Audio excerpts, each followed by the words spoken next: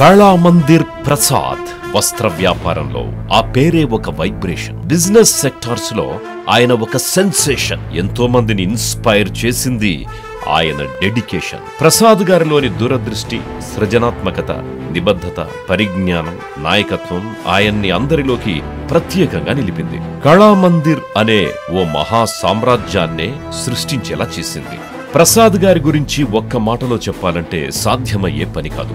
ఎందుకంటే విజయం సాధించాలి అనే దృఢ సంకల్పం ముందు ఎన్ని అడ్డంకులు, ఇబ్బందులు ఎదురైనా లెక్క చెయ్యక మొక్కవోని దీక్షతో తమ అడుగులు ముందుకు వేస్తారు మహోన్నత వ్యక్తులు.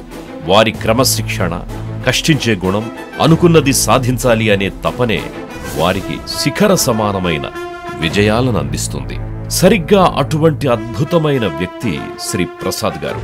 ఆయన విజన్ సుదూర విజయాలను ముంగిట్లోకి తెస్తుంది. ఆయన ఎన్ని విజయాలు సాధించినా, ఏ స్థాయికి చేరుకున్నా ఆయనలో ఎలాంటి గర్వము ఉండదు. ఎన్నో విజయాలు అందుకున్నా ఎంతో సౌమ్యంగా ప్రతి ఒక్క ఉద్యోగిని ఆప్యాయంగా పలకరించే సుగుణం ఆయనది. తన కోసమే బతికేవారు మామూలు మనుషులు. సమాజం కోసం, ఎంతో మంది అసహాయుల కోసం పరితపించి వారి అభ్యున్నతికి తోడ్పడేవారు మహా మనుషులు. అలాంటి మహోన్నత వ్యక్తిత్వం కలిగి తన ద్వారా ఎంతో మంది లబ్ధి పొందేలా చేసిన నిజమైన నాయకుడు శ్రీ ప్రసాద్ గారు అని ఆయన దగ్గర పనిచేసే ఉద్యోగులంతా ముక్త కంఠంతో చెప్తారు. ఆయన విజయాలు అనేకం. Kalamandir, brand Mandir, KLM fashion mall, Varamahalakshmi silks, ఇలా ఏ బ్రాండ్ పెట్టినా అది సూపర్ హిట్టే. అంతేకాదు, యావత్ భారతదేశంలోనే ఏ రిటైల్ శారీ బ్రాండ్కి దక్కని అరుదైన తొలి విజయం ప్రసాద్ గారి నాయకత్వంలోనే కళామందిర్కి దక్కింది. అదే గత ఏడాది 2023లో పబ్లిక్ ఇష్యూకి వెళ్లి విజయవంతంగా స్టాక్ మార్కెట్లో స్థానం సంపాదించుకోవడం. ఇది నిజంగా అపురూపమైన అరుదైన విజయం.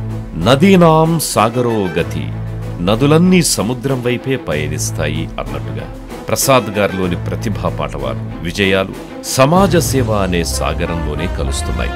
నదిలా ప్రవహించే ప్రసాద్ గారు 6,000 మంది పైచిలుకు కళామందిర్ కుటుంబ సభ్యులకి జీవనాధారమవుతూ అక్కడితో ఆగకుండా సమాజ సేవ అనే సముద్రంలో కలుస్తున్నారు. ఓ చిన్న విత్తనంగా మొదలైన ప్రసాద్ గారి కళామందిర్ ఫౌండేషన్ ఆశయం 16 ఏళ్లలో ఒక మహావృక్షంగా ఎదిగింది.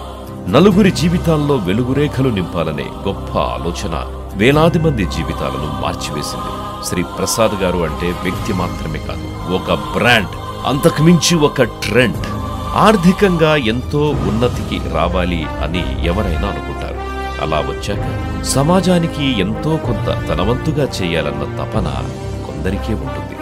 ఉన్నత ఆర్థిక స్థాయికి చేరిన బిజినెస్ మెన్స్ ని ఉద్దేశిస్తూ 2014లో CSR యాక్ట్ అనే ఒక జీవోని తెచ్చింది కేంద్ర ప్రభుత్వం. దాని ప్రకారం సమాజ సేవ నిమిత్తం కొంత భాగాన్ని కేటాయించాలి. కానీ ఆ జీవో రాకముందే ప్రసాద్ గారు అంకిత భావంతో 16 ఏళ్ల క్రితమే సమాజ సేవ చెయ్యాలి అనే సదుద్దేశంతో కళామందిర్ ఫౌండేషన్ను స్థాపించారు.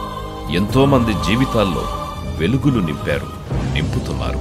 శ్రీ ప్రసాద్ చలవాది గారి జన్మదినం సందర్భంగా ప్రతి ఏడు జూలై 7న జరుపుకునే ఈ కళామందిర్ ఫౌండేషన్ వేడుక యొక్క లక్ష్యం స్వీయ చరిత్ర చెప్పడం కాదు, నలుగురికి స్ఫూర్తినందించడం, సమాజ సేవ పట్ల నవతరానికి దిక్సూచి కావడం మాత్రమే అనంటారు ప్రసాద్ గారు. వారి మాటను గౌరవిస్తూ వారికి జన్మదిన శుభాకాంక్షలు తెలియజేస్తూ ముందుకు సాగుదాం.